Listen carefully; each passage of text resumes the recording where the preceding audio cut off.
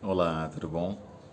Hoje, às 5 horas, a gente vai fazer o estudo do capítulo 12 do livro Espírito da Intimidade no grupo de estudos do nosso coletivo no Telegram.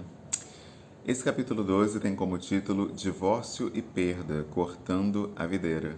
Vou fazer uma leitura rapidinha desse capítulo para quem não tem o livro ainda, para quem não foi lá no grupo baixar o livro, poder ouvir e compartilhar com a gente de 5 a 6 horas no grupo, tá bom? Vamos lá. Divórcio e perda, cortando a videira.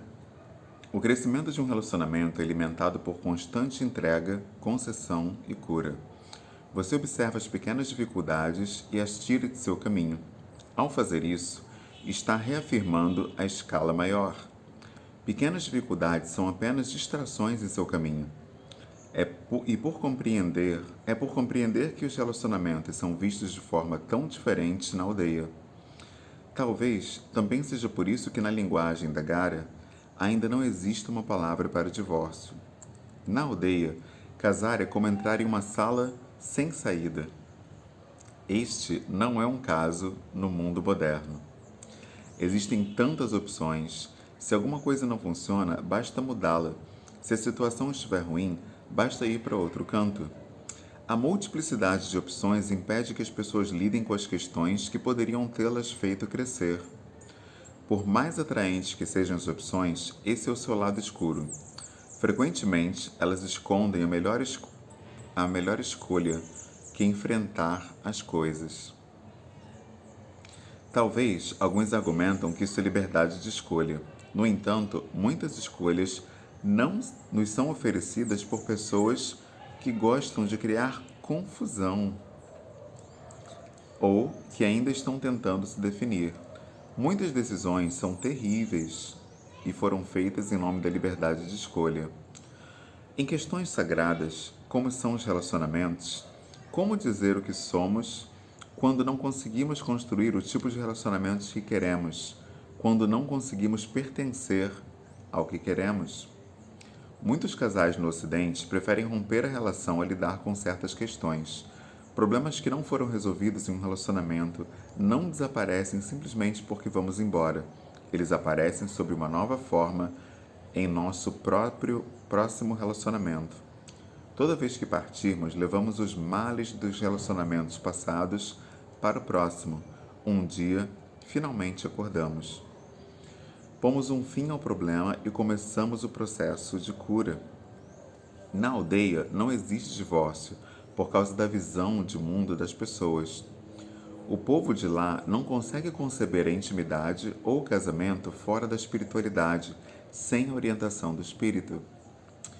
Quando se tem uma base espiritual e apoio de amigos e familiares, as coisas funcionam de tal forma que o casal é constantemente apoiado e estimulado. Eles têm apoio suficiente para daí extrair sua força. Não estão contando apenas com seus poucos ou parcos recursos. O divórcio é um conceito estranho na aldeia. No entanto, nas cidades da África é uma séria questão social. Os habitantes das cidades não se casam guardando a tradição ou para cumprir um propósito. Quando se casam, não pedem as bênçãos do espírito. O foco não é o bem que se pode nascer desse relacionamento íntimo. Eles perderam o caminho dos ancestrais. Aldeões levam todas essas questões muito a sério. Também, o fato de os anciãos arranjarem os casamentos tira parte da pressão sobre as duas pessoas. Elas não têm de ser totalmente responsáveis pelo relacionamento. Todo mundo compartilha a responsabilidade. O relacionamento tem de progredir para que a aldeia receba seus dons. Assim, toda a aldeia assume pessoalmente o sofrimento de um casal, e as pessoas farão qualquer coisa dentro de sua capacidade para fazer o relacionamento funcionar. A ausência desse tipo de apoio contribui para o divórcio. Há um limite para a capacidade das duas pessoas para lidar com problemas, mesmo que estes sejam em número limitado. Muitos fatores contribuem para a frequência do divórcio no Ocidente: dinheiro, conflitos de trabalho, infidelidade, anonimato, isolamento. Estes fatores resultam em uma falta de bênção do espírito e do apoio da comunidade. Na aldeia, essas questões não existem. Precisamos relembrar que tudo na aldeia, inclusive o dinheiro, tem base no espírito. O dinheiro só se torna esse gigante com o qual temos que lutar quando é tirado de seu contexto espiritual. Originalmente, o dinheiro se destinava para uso espiritual. Era levado a altares e posto lá como oferenda. Não era usado como fonte de poder. Quando começamos a desconectar o dinheiro de seu significado original, nós o desconectamos do espírito. Então, começamos a usá-lo para fontes de poder, e o mesmo ocorre quanto à intimidade.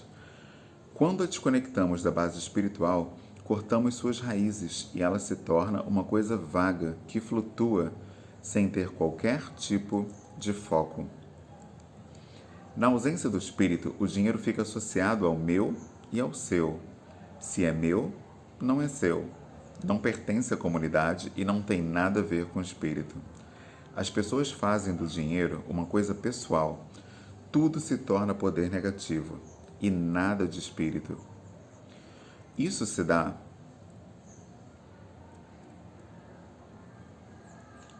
dá ao dinheiro muito mais energia do que ele tem na realidade. Torna-se apenas um obstáculo que divide as pessoas. Em um lugar em que o espírito foi esquecido, é provável que não haja um verdadeiro sentido de identidade. Como temos que ter uma identidade e um número de CPF, cadastro de pessoa física, as pessoas baseiam sua identidade no seu trabalho. Muitas pessoas não conseguem separar sua identidade do que fazem na vida profissional. No entanto, quando a pessoa tem um verdadeiro sentido de identidade, não sente insegurança em dividir o que tem e não se incomoda com as exigências do seu trabalho. Quando morre alguém, há a necessidade de separar sua energia do parceiro que ficou. Deve-se desfazer a união de seus espíritos. Quando isso não é feito, haverá todos os tipos de problemas para os sobreviventes.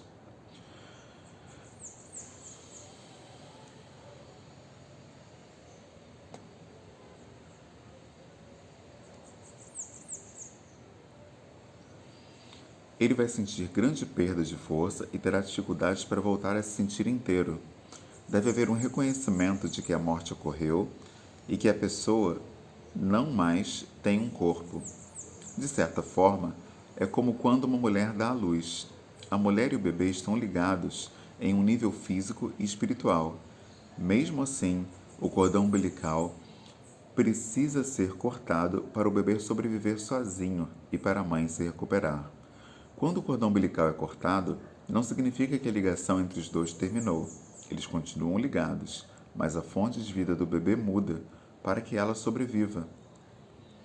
Quando um parceiro faz a passagem para o outro mundo, e não é feito um ritual para separar a energia do casal, a pessoa que ficou ainda tem de lidar com a energia de sua intimidade, como se o outro ainda estivesse vivo. Essa situação pode ser muito conturbada, até fatal, porque a energia do lado que fez a passagem não está se movendo. É muito importante que no funeral o parceiro que ficou libere cada grama de sofrimento que sente. O sofrimento do velório não significa fraqueza, é uma fonte de força, amor e poder. É um sinal de que o relacionamento tinha valor, que era insubstituível. Na tribo, o funeral dura 72 horas. Depois, um amigo sempre leva o parceiro que ficou viúvo, assegurando-se de que esteja bem. Enquanto isso, outras pessoas limpam a casa em que o casal morava. Ela deve ser renovada. Todas as roupas e pertences do que faleceu são doados. Finalmente, é feito um ritual de retorno ao lar para aquele que ficou, para restabelecê-lo. O ritual de separação pode envolver a quebra simbólica de alguma coisa, para representar o fim da conexão física entre a pessoa que morreu e a que ficou.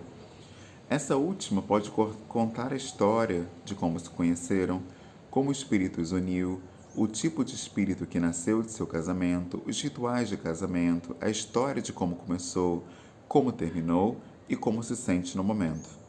Os membros da comunidade, amigos e familiares também podem contar suas lembranças daquele que se foi.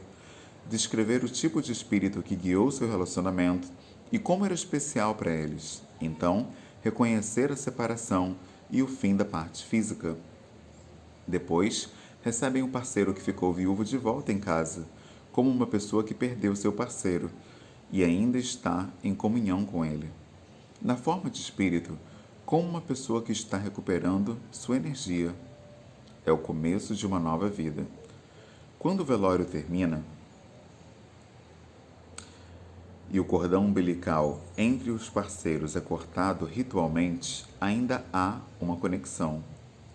O espírito do morto sempre estará com o sobrevivente, mas estará presente de uma forma benéfica para ambos. Frequentemente, os ocidentais têm medo de deixar partir o morto. Temem que, sem a presença do corpo, não conseguirão se relacionar com a pessoa. Isso aconteceria somente se não tivessem uma conexão com um ser amado no nível espiritual. Antes de sua morte, a despeito do corpo ir embora, o espírito permanece. No Ocidente, um ritual de separação pode ajudar.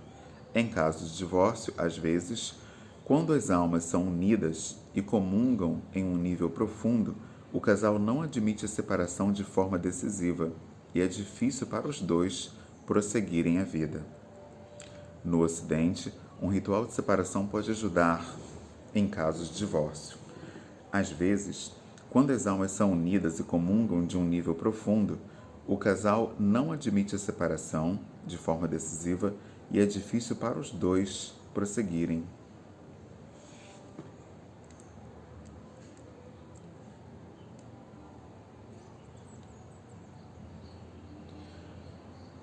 No contexto tribal, para simbolizar a separação de um casal pela morte, usamos uma videira meio morta. Um galho em que metade das folhas ainda está verde e a outra metade está seca. Em seu ponto de encontro, a videira será cortada. Esse procedimento também pode ser feito no Ocidente.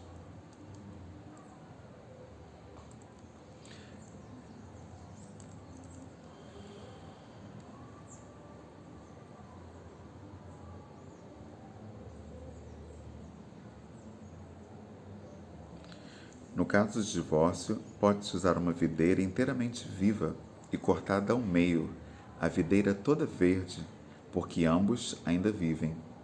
Cada pessoa, então, poderia levar sua metade de vinha para casa e plantá-la. Na aldeia, as pessoas viúvas podem casar-se novamente. Podem fazê-lo depois que os rituais de separação terminam e tiveram tempo para o luto, para sentir o vazio que a morte do parceiro deixou. No Ocidente, há uma tendência de preencher esse vazio rápido demais. Isso não dá tempo para que a pessoa se organize. O mesmo se aplica a rompimentos e divórcios. Na aldeia, porém, há um período de 1 ano, durante o qual a pessoa passa por muitos rituais de separação. Nesse tempo, as pessoas de luto são apoiadas de perto pela comunidade, para que não se entreguem à depressão e à morte. No final desse ano, raspam todo o cabelo e dão todas as roupas que usaram durante o luto. No Ocidente, uma pessoa viúva poderá adaptar-se a esse ritual, cortando simbolicamente parte do seu cabelo.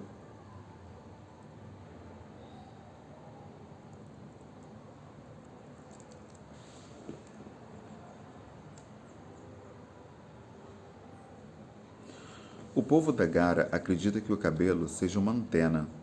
Recebemos mensagens pelo cabelo. A pessoa pode raspar o cabelo para liberar alguma coisa antiga que não lhe serve mais ou para ajudá-la a começar uma vida nova sem a interferência de velhos hábitos.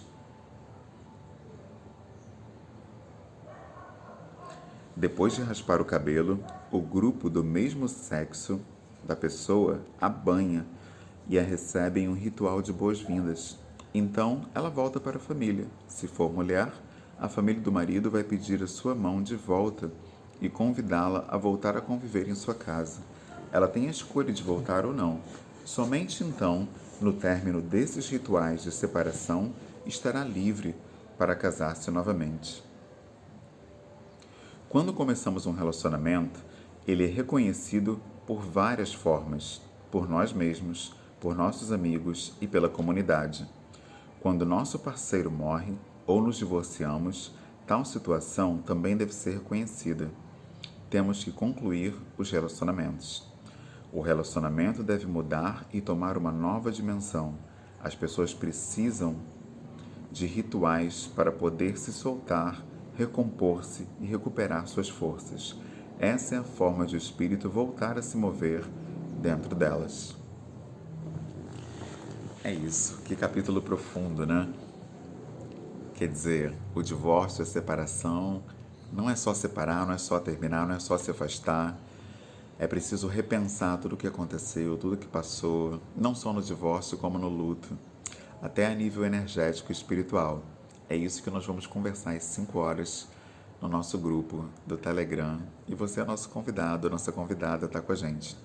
O próximo capítulo que nós vamos discutir na outra semana, o capítulo 13, é intitulado Homossexualidade, Guardiães do Portão.